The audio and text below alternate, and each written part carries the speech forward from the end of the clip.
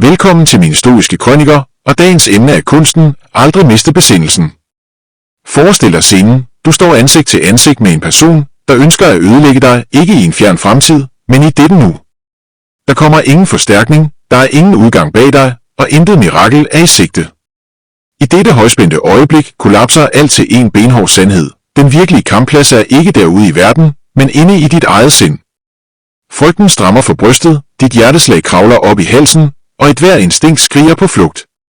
Men en anden mulighed opstår, muligheden for at være rolig, urystet og uberørt af farens larm, lige så urokkelig som et bjerg under en voldsom storm. Stoikerne troede på, at et menneske, der kontrollerer sin indre verden, ikke kan overvindes af den ydre.